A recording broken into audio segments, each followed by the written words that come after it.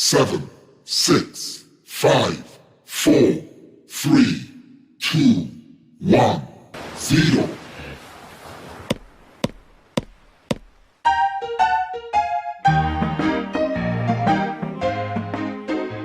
Baik, Assalamualaikum warahmatullahi wabarakatuh. Saya Ainur Cahyati. Di sini saya akan menjelaskan tentang konsep media pembelajaran. Yang pertama yaitu pengertian media pembelajaran PAI. Nah, media pembelajaran adalah segala sesuatu yang dapat digunakan untuk menyalurkan pesan dari pengirim ke penerima sehingga merangsang pikiran, perasaan, perhatian, dan minat serta kemauan peserta didik. Sedemikian rupa sehingga proses belajar yang terjadi dalam rangka mencapai tujuan pembelajaran secara efektif.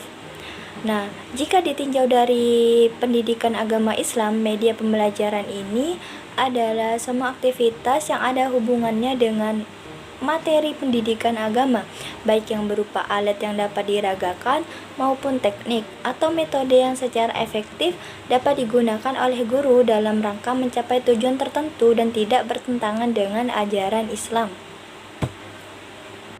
Adapun ciri-ciri media pembelajaran ini ada 3. Yang pertama, ciri fiksatif, yang kedua, ciri manipulatif, dan yang ketiga yaitu ciri distributif. Selanjutnya yaitu fungsi dan peran media pembelajaran. Adapun fungsi dan peran media pembelajaran ini, yang pertama yaitu sebagai alat bantu untuk mewujudkan situasi pembelajaran yang lebih efektif. Yang kedua yaitu media pembelajaran bisa berfungsi untuk mempercepat proses pembelajaran. Yang ketiga, media pembelajaran berfungsi untuk meningkatkan kualitas proses pembelajaran. Dan yang keempat yaitu media pembelajaran meletakkan dasar-dasar yang konkret. Sekian, terima kasih penjelasan dari saya. Wassalamualaikum warahmatullahi wabarakatuh.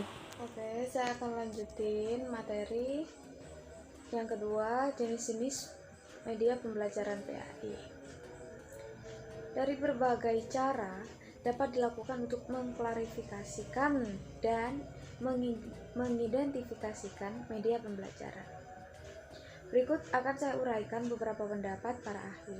Yang pertama, Rudy Bridge melihat media dari 3 unsur pokok yaitu suara, visual, dan gerak. Yang kedua, Sadirman dan kawan-kawan mengklarifikasikan media menjadi yang pertama media grafis, misalnya foto atau sketsa. Yang kedua, media audio, misalnya radio dan tape recorder. Yang ketiga, media perkiraan, misalnya seperti film dan televisi. Kemudian yang ketiga, Santoso S. Hamijaya mengklarifikasikan media sebagai berikut. Media dan teknologi yang digunakan secara massal, contoh seperti TV, film, slide, dan radio. Yang kedua, media dan teknologi yang digunakan secara individual meliputi kelas atau laboratorium, elektronik, alat-alat auto-instruktif. Yang ketiga, media dan teknologi yang digunakan secara konvensional, yaitu yang digunakan guru baik di kelas maupun di luar kelas dalam kelompok kecil maupun besar.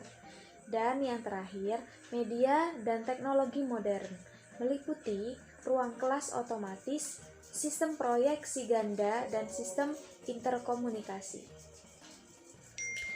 Nah, jadi dari beberapa pendapat para ahli di atas, bisa dikatakan bahwa jenis media pembelajaran itu memiliki beberapa macam ragam yang dapat digunakan oleh seorang pendidik sesuai dengan kapasitas media yang dimiliki oleh sekolah masing-masing dan yang dapat dimanfaatkan sesuai situasi kondisi saat proses pembelajaran di sekolah agar dapat memperlancar interaksi antara pendidik dan peserta didik sehingga kegiatan pembelajaran akan lebih efektif dan efisien. Mungkin cukup sekian penjelasan dari saya, kurang lebihnya saya mohon maaf yang sebesar-besarnya. Terima kasih. Oke, Assalamualaikum warahmatullahi wabarakatuh. Saya Muhammad Jafan Chauri dengan NIM 2011 01010032. Di sini saya akan melanjutkan materi selanjutnya mengenai pertimbangan menentukan media pembelajaran. Terdapat 2 tokoh, yakni Dick dan Carey, yang menyebutkan bahwa di samping kesesuaian dengan tujuan perilaku belajar, ya setidaknya masih ada 4 faktor yang perlu dipertimbangkan dalam memilih media. Yang pertama, ketersediaan sumber setempat.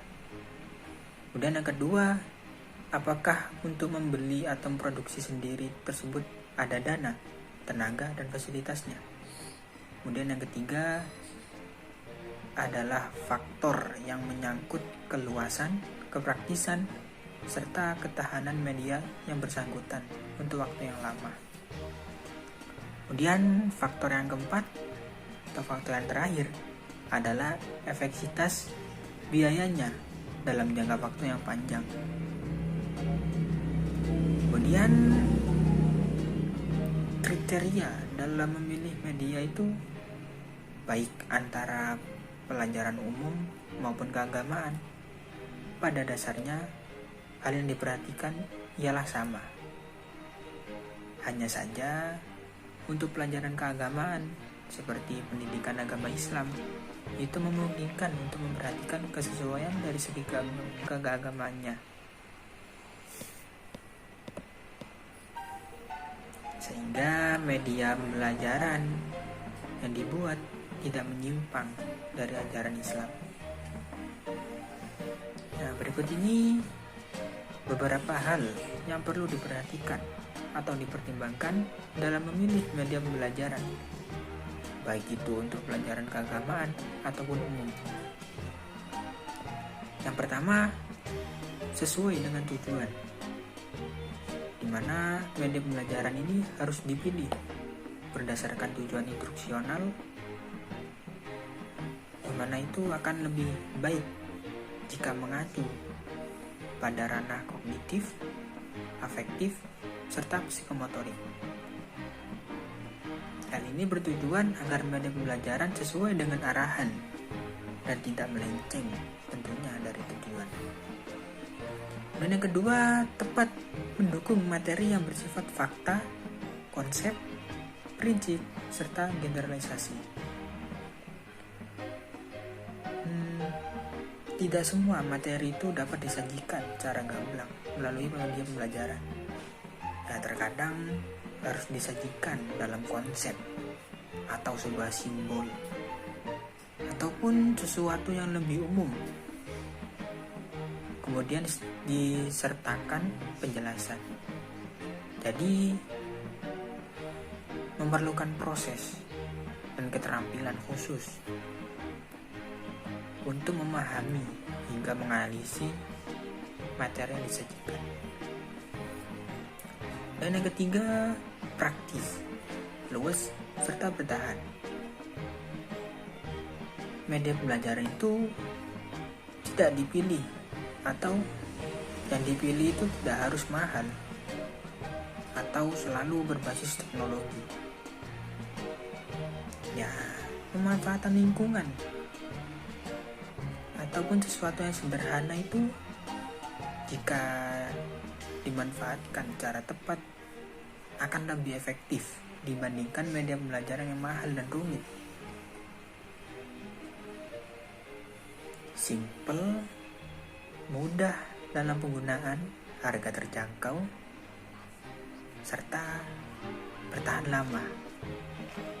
Itu dapat digunakan secara terus-menerus, patut menjadi salah satu pertimbangan utama dalam memilih media pembelajaran. Dan selanjutnya, yang keempat, mampu dan terampil menggunakan.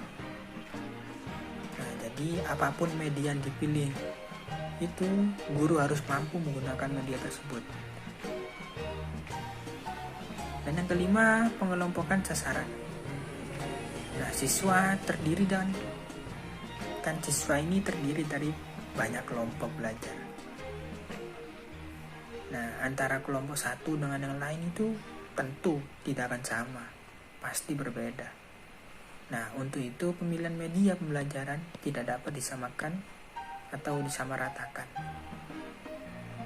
Ya, memang untuk media pembelajaran tertentu yang bersifat universal masih dapat digunakan.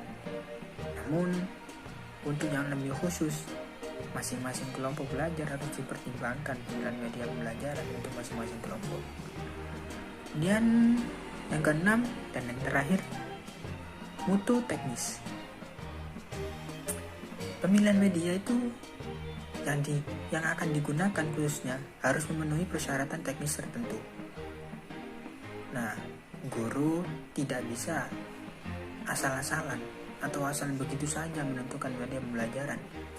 Ya, meskipun sudah memenuhi kriteria sebelumnya. Tiap produk yang dijadikan media pembelajaran itu tentu memiliki standar tertentu agar produk tersebut baik untuk digunakan. Nah, jika produk tersebut belum memiliki standar khusus, guru harus mampu menentukan standar untuk produk tersebut agar dapat digunakan untuk media pembelajaran. Sekian presentasi dari kelompok kami. Kurang lebihnya mohon maaf. Assalamualaikum warahmatullahi wabarakatuh.